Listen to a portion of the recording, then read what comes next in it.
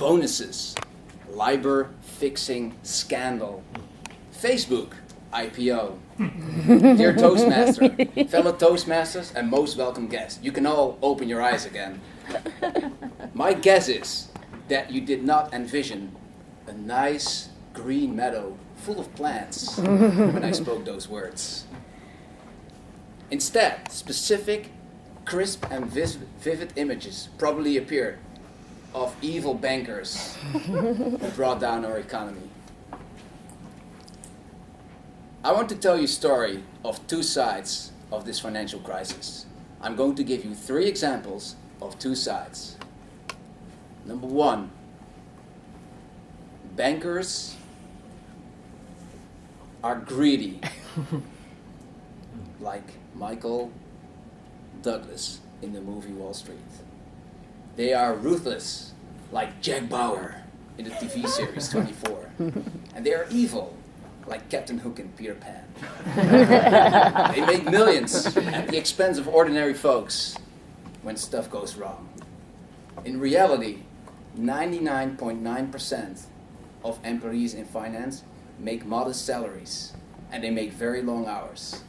And in my opinion, that's something that the Occupy protesters should keep in mind when yelling at everybody who enters the bank building early in the morning to go to a day's work.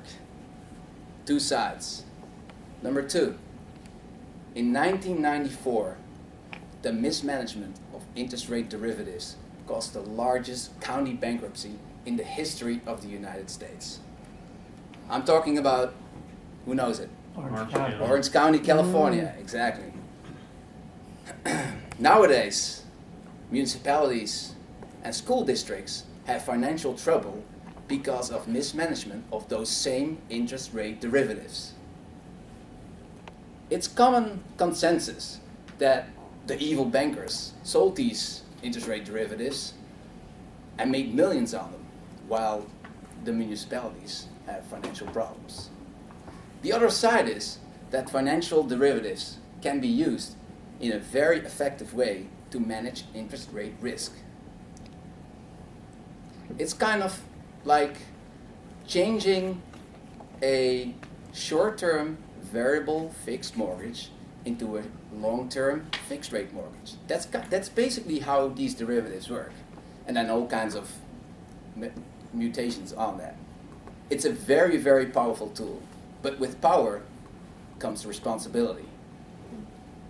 Instead of charging at the bankers like a stampede of drunken bulls, no one is talking about the responsibilities of the treasurers of the municipalities and the school districts. Aren't these people supposed to know what they are doing as well? Number 3, mortgage-backed securities.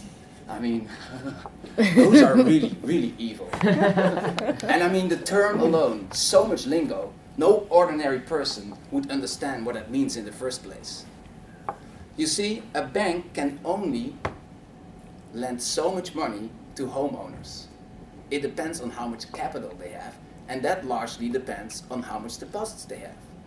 Someone came up with the bright idea to pass that exposure on to investors. For example, a bank sells 100 mortgages to customers.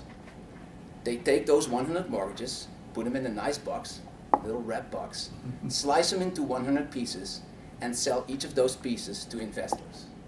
If, for example, one homeowner would default, then everybody would lose 1/100th of their invested principal. Great. Works out for borrowers and lenders alike. Then someone else came along. And that person figured out you could not slice it in equal parts, but according to various degrees of risk. For example, the riskiest part would expose you to the first 10 defaults out of those 100. The most safe part would only start to lose money if numbers 70 to 100 start defaulting on their loans. Great. Rates are kept down, everybody can get a mortgage, and everybody is fine. Even the rating agencies weighed in by giving the most coveted AAA status to that safe, presumably safe piece of that mortgage slice. What people did not understand is, let's say all these mortgages are originated in Nevada, and a couple of mortgages start to default, then it's safe to assume that a lot more will follow as well. We all know the consequences. We all know what happened.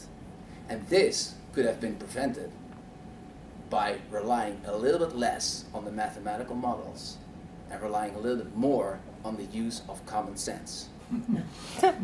So I gave you two sides of three stories. Which side is spotted in the spotlight depends on your ability to look further than the masses. It depends on the actual use of common sense in the financial marketplace and the expectation that finance professionals actually know what they are doing. That's not too much to ask.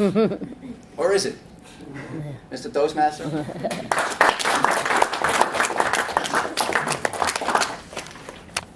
1 minute on the clock, please.